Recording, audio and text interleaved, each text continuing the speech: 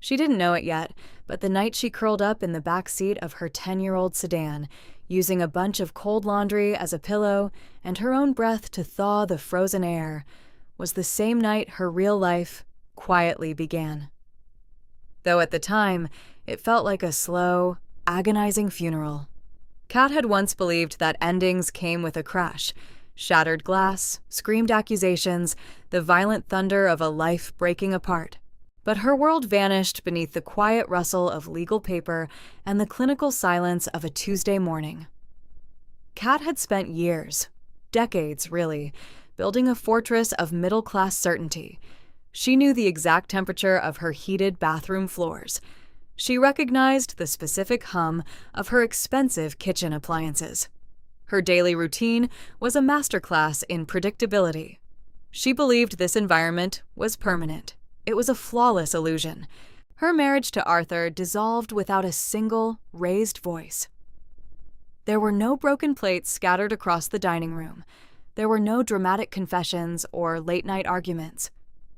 The destruction arrived via a courier who delivered a thick manila envelope to the front porch.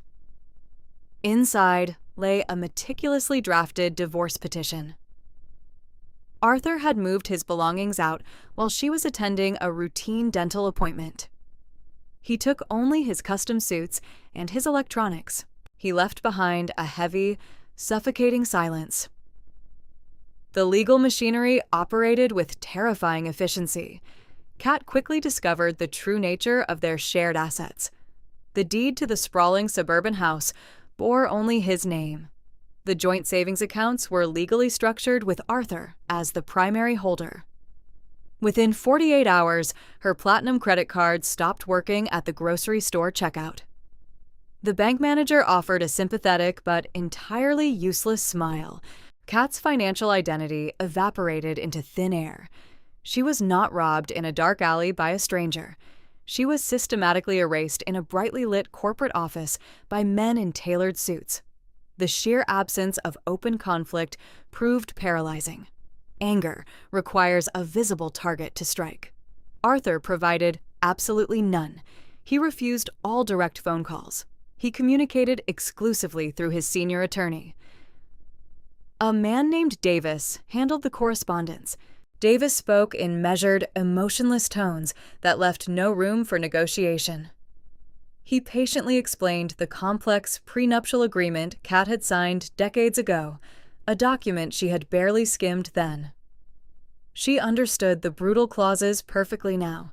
The document systematically stripped her of all acquired equity. Years of shared history translated to exactly zero financial value. The law did not recognize her emotional investment. It only recognized ink on paper.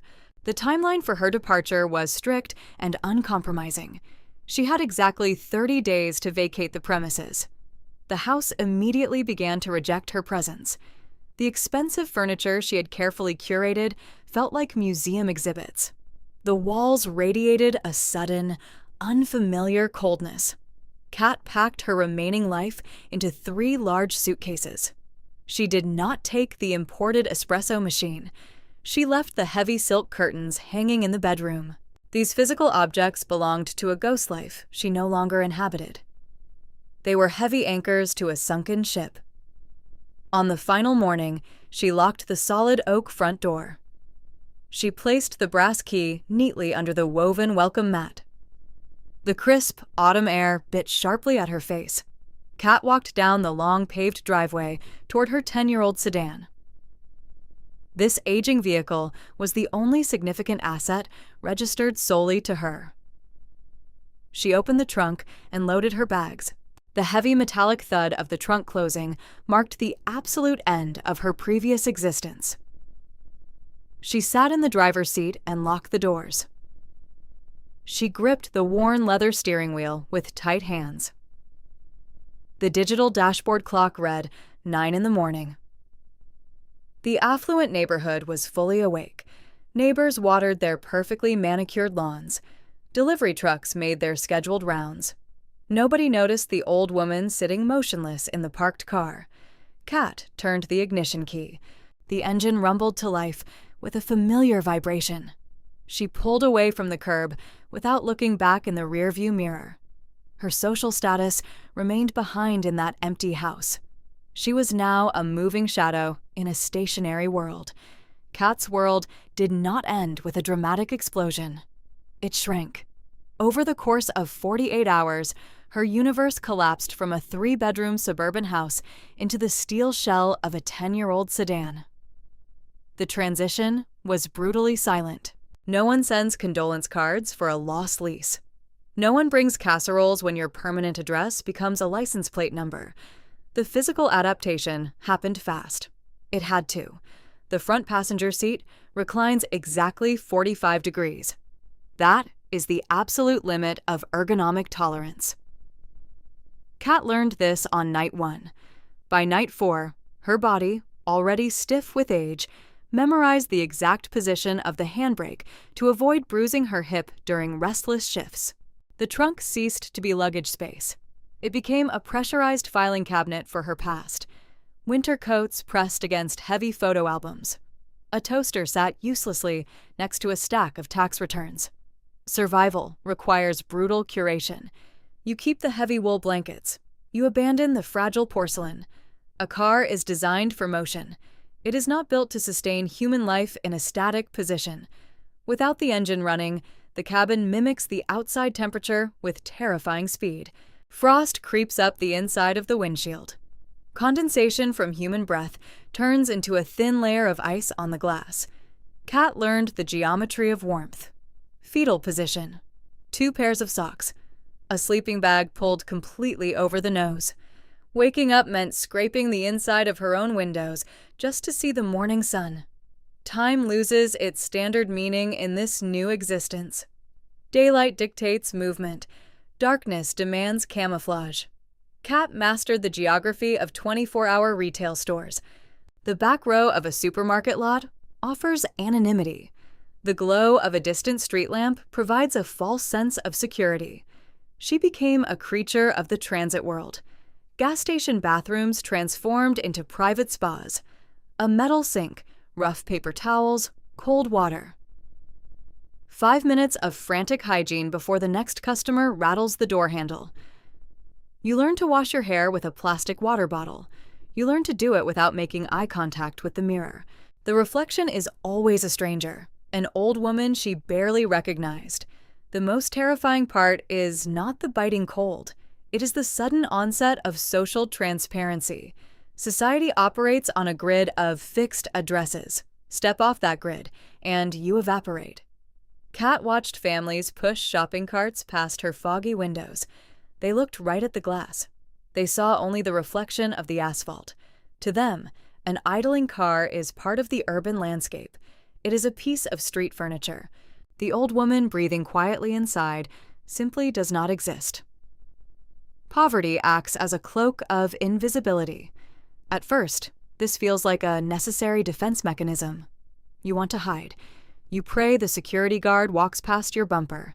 You hold your breath when a police cruiser idles nearby. But soon, the isolation calcifies. Kat stopped speaking aloud. Her vocal cords went unused for days at a time. She caught herself whispering to the dashboard just to hear a human voice. The silence of the cabin amplifies every anxious thought. The mind begins to eat itself when deprived of social mirrors. Sanity requires an anchor. A casual conversation, a recognized presence by a neighbor. Without these daily validations, reality warps. Every shadow outside the window becomes a physical threat. A passing sweep of headlights feels like an interrogation spotlight. Sleep is never deep. It is a state of suspended, agonizing vigilance. You listen for the crunch of gravel. You wait for the inevitable tap on the glass. The constant flood of adrenaline drains the brain of serotonin. Kat stared at her hands gripping the steering wheel. The skin looked pale, disconnected from her core. She was becoming a ghost, haunting her own vehicle. The transit world, the highways, the rest stops, the drive-thrus, is meant exclusively for passing through. When you stop moving, the system rejects you. You become debris in the current of other people's busy lives. She had mastered the art of leaving no trace, no trash left on the asphalt, no lingering in one spot for more than 8 hours. She was a professional at the vanishing act, but a human mind cannot survive indefinitely in a suspended state of non-existence.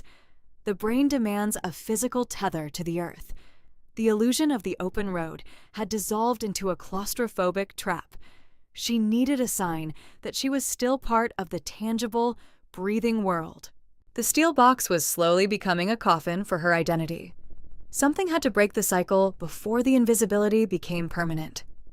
Kat checked Post Office Box 412 out of pure habit. It remained her final tether to the documented world. The narrow metal door swung open.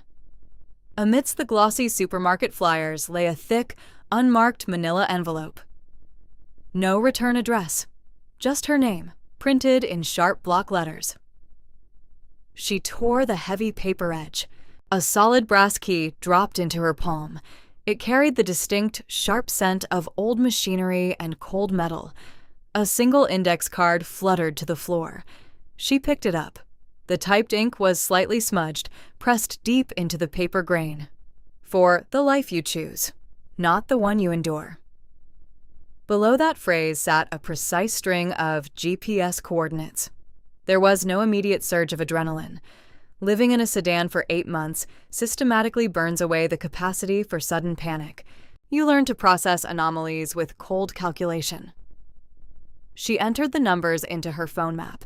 The digital pin dropped 200 miles north.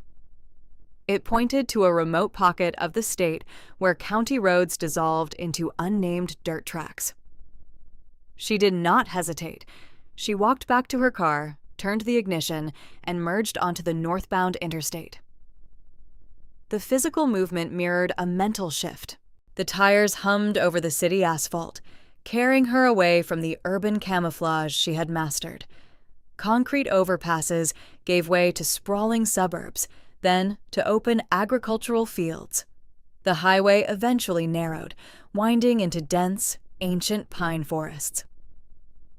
The air rushing through the cracked window transformed. The bitter taste of exhaust fumes vanished. The sharp, clean scent of damp earth, crushed cedar, and impending rain took its place. She drove for 4 straight hours, her old eyes straining in the diminishing light. The fuel gauge dropped steadily. The digital map lost its signal completely. She navigated solely by the dashboard odometer and the handwritten notes she had scribbled earlier. Mile marker 87 appeared on a rusted metal sign. 50 yards ahead, a narrow turnoff hid behind overgrown blackberry bushes. The car suspension groaned as she steered onto the rutted, uneven path. Branches scraped against the doors, erasing the dust of the city. The dense tree line suddenly broke.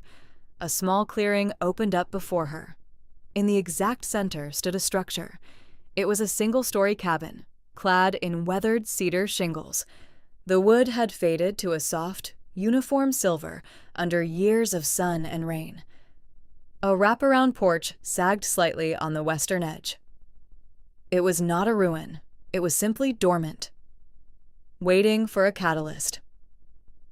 Kat cut the engine. The silence hit her like a physical force. There was no distant traffic hum, no sirens, no erratic footsteps of strangers walking past a foggy car window in the dead of night. She stepped out of the vehicle, her old joints clicking. The ground beneath her boots felt dense and unyielding. She walked toward the porch. The wooden steps groaned sharply under her weight. It was a physical acknowledgement of her presence.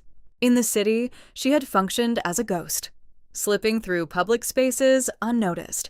Here, she possessed mass. She had gravity. She stood before the heavy oak front door. The brass lock plate was tarnished, oxidized into a dull green. She raised the key. Her fingers, gnarled with age, remained perfectly steady. The metal slid into the keyhole. The alignment was flawless. She turned her wrist. The heavy internal tumblers engaged with a deep, resonant click.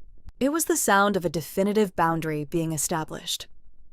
a solid barrier snapping into place between her and the unpredictable outside world. She pushed the iron handle downward. The door swung inward on well-oiled hinges. Stale, trapped air rushed past her face, carrying the distinct aroma of dry timber and old paper. She stepped over the raised threshold. Dust motes drifted lazily in the sharp shafts of sunlight, piercing through the grimy window panes. The interior space was vast and empty, save for a massive cast-iron wood stove anchoring the far corner. Wide hardwood floorboards stretched wall to wall, covered in a thin layer of fine dust. She pulled the door shut behind her. The lock engaged automatically with a second, final click. She stood perfectly still in the center of the room. For the first time in almost a year, nobody could peer through a glass window and watch her sleep. The space belonged entirely to her. The thick wooden walls offered absolute, unconditional shelter. The constant low-level hum of vigilance that had kept her alive on the streets finally switched off. She slid slowly down the back of the solid oak door until she sat on the floor, her old bones protesting. The deep, chronic tension began to drain from her spine. She placed her palms flat against the cold hardwood. She was inside. Kat convinced herself this shelter was merely a waiting room. A brief pause between the collapse of her past and an undefined future. She kept her bags packed by the door for the first 7 days. The car keys stayed in her pocket. Her mind remained trapped in the driver's seat. It refused to accept the concept of safety.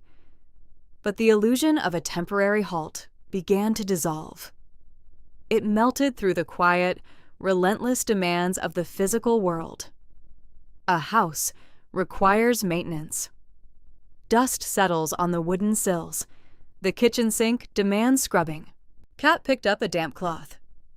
She wiped the thick, gray layer of neglect from the window glass. Sunlight hit the floorboards at a sharp, new angle. This simple friction of fabric against glass became her first grounding exercise. In the car, dirt was an invading force you could only ignore. Here, dirt was a tangible problem she could solve. She filled the heavy iron kettle, placed it on the gas stove. The rising whistle of boiling water cut through the deafening silence of her isolation. It was the sound of a functioning hearth. It signaled the beginning of a new era. Trauma freezes the nervous system. Routine thaws it. Kat established a strict morning schedule. Wake up at 6 o'clock. Boil water, sweep the front porch. These were not mundane chores. They were structural beams holding up her fragile reality. The broom bristles scratching against the rough wood chased away the lingering ghosts of highway paranoia. She stopped looking over her shoulder. The fear of a sudden knock on the window faded into memory. The thick walls offered a solid boundary. They separated her old, vulnerable body from the unpredictable outside world. She began to breathe deeply again. Her shoulders dropped from their defensive posture. Survival mode leaves no room for creation. Now, the basic need for shelter was met. The next layer of existence demanded attention. Kat opened her laptop. The battery held a full charge, thanks to a reliable wall outlet. This was a forgotten luxury. She found a weak but steady internet connection. She registered on a digital workspace platform. The task she chose was purely mechanical. Transcribing audio logs for a distant logistics company, typing spoken words into digital text. She listened to the recorded voices of truck drivers and dispatchers. They spoke of routes, delays, and cargo. Their busy, chaotic world flowed through her headphones. She sat in complete stillness, capturing their chaos. Her fingers, stiff but determined, hit the keys. The rhythmic clatter filled the empty room. It felt like a steady heartbeat. Hours passed without anxiety. She processed file after file. The work required absolute focus. It left no empty space in her brain for painful memories to surface. At the end of the second week, a notification illuminated the screen. A transfer of $85 hit her bank account. Kat stared at the glowing numbers. The amount was objectively small, yet its psychological weight was immense. It was her first clean victory in months. The money proved she was still part of the functioning human ecosystem. She was no longer a ghost haunting highway rest stops. She was a producer. She had converted her time and focus into tangible value. She took a walk to the nearest town market. The distance was exactly 2 miles, a long walk for her old legs. The walk felt different now. She was not wandering. She had a destination and a purpose. She bought fresh vegetables, a heavy bag of rice, a small glass jar of local honey. She bypassed the aisles with canned beans and dry crackers. She bought food that required preparation, food that demanded time. This subconscious choice revealed her true internal state. You do not simmer a rich vegetable stew if you plan to flee at dawn. Returning to the shelter, she placed the groceries on the solid wooden counter. She chopped the vegetables. The rhythmic sound of the knife hitting the cutting board echoed through the kitchen. The rich aroma of garlic and onions filled the space. It pushed out the stale smell of abandonment. She ate her meal at the table. She used a real ceramic bowl. The contrast with eating cold sandwiches over a steering wheel was staggering. After dinner, she looked at the travel bags still sitting by the front door. They looked absurd now. They were relics of a panicked past. Kat knelt on the floor, her old knees cracking. She unzipped the largest dark canvas duffel bag. She took out her folded sweaters. She walked into the bedroom and opened the old oak wardrobe. She placed her clothes on the wooden shelves, one by one. The empty metal hangers clinked together like wind chimes. The house absorbed her presence. She learned its unique physical language. The third step on the wooden staircase always creaked. The front door required a slight upward pull to lock smoothly. She stopped wearing her heavy boots inside. Her bare, old feet touched the cold, solid floorboards. The transit zone had vanished. The temporary shelter had quietly tricked her into staying. Or perhaps she had finally allowed herself to stop running. The soil was ready. The roots were already pushing deep into the dark, quiet earth beneath the foundation. The overgrown backyard was a dense wall of neglected nature. Kat spent her mornings fighting through the tangle of blackberry vines and thick ivy. It was exhausting physical labor. It kept her mind quiet. On the 9th day of clearing, the blade of her shovel struck something solid. It was not a stone. The sound was a hollow, metallic thud. She stopped. She dropped to her knees in the damp soil. The earth smelled of decaying leaves and wet roots. She dug frantically with her bare, old hands. A rusted iron box slowly emerged from the dirt. It was heavy and coated in decades of grime. The latch was fused shut with rust. She retrieved a heavy flathead screwdriver from the porch. She forced it under the clasp. The metal snapped with a sharp crack. Inside the box lay a thick bundle. It was tightly wrapped in dark, oiled canvas. Kat carried the heavy package into the kitchen. She placed it on the wooden table. Her hands were shaking slightly. She peeled back the stiff, greasy fabric.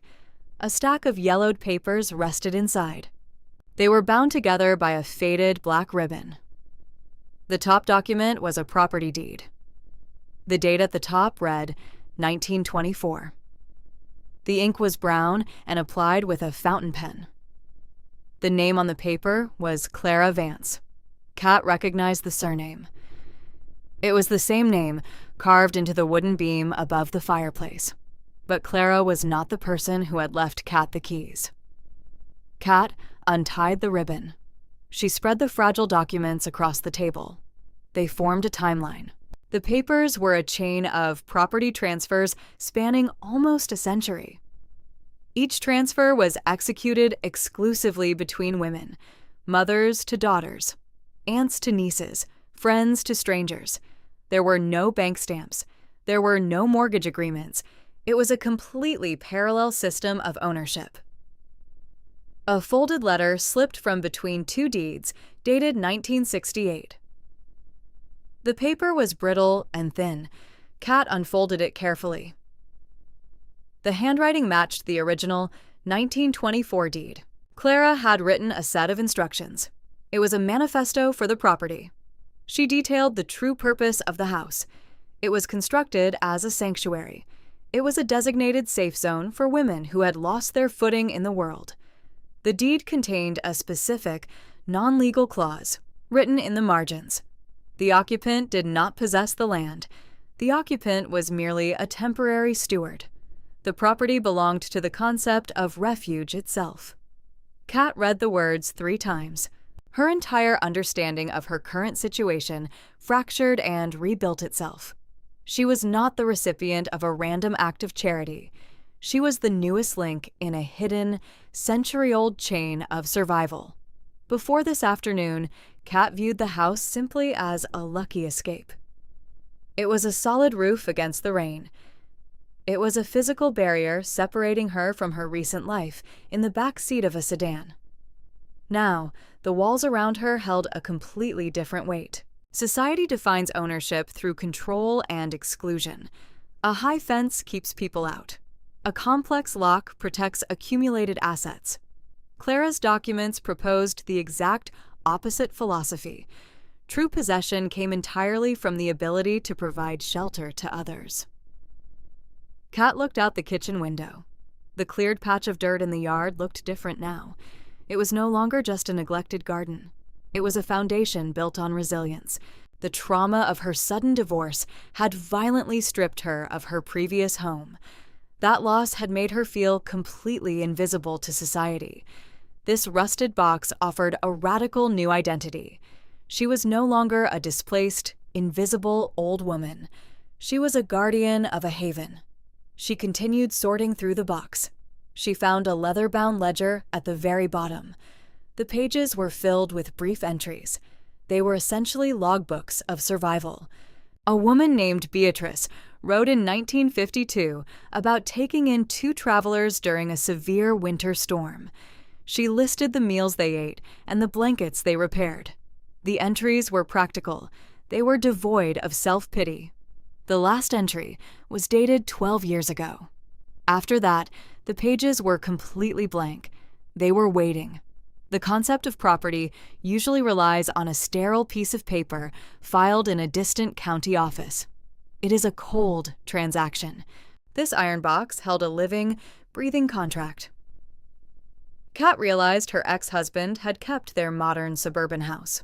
He kept the expensive granite countertops and the perfectly manicured lawn. He was guarding a museum of a dead relationship. Kat had inherited a living organism.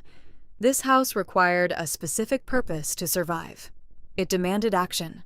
She gathered the scattered papers. She aligned the edges perfectly. She placed them back into the oiled canvas. She did not return the bundle to the earth. She carried the iron box into the living room. She placed it on the highest shelf above the fireplace. It instantly became the anchor of the entire house. The silence of the empty room shifted. It no longer felt lonely or isolating. It felt expectant. Kat walked slowly to the front door. She reached for the heavy brass deadbolt. The lock clicked loudly in the quiet hallway. She opened the door wide. The evening air rushed inside. The driveway was currently empty, but she knew that would soon change. The house was finally awake. The heavy brass key unlocked much more than a solid wooden door. It shattered an entire paradigm of survival. Kat stood on the freshly repaired porch. The chronic, suffocating fear of tomorrow had completely evaporated. For months, these thick walls served as a necessary fortress. They kept the unpredictable, sharp-edged world at bay.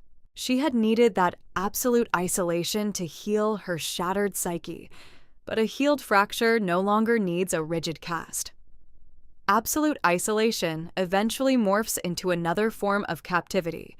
Security loses its profound value if it is hoarded in the dark.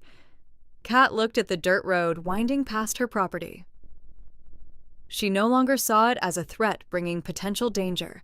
She saw it as a river of human transit. The shift in her reality began on a rainy Tuesday. A battered sedan stalled right at her property line. Steam hissed from under the crumpled hood.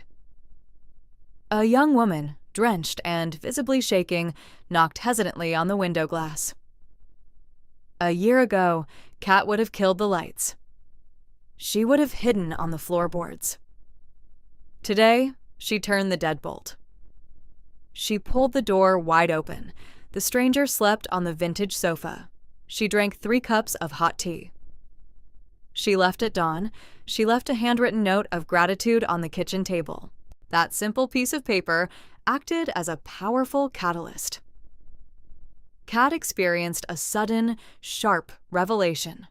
This house was never meant to be a dead end. It was designed to be a way station.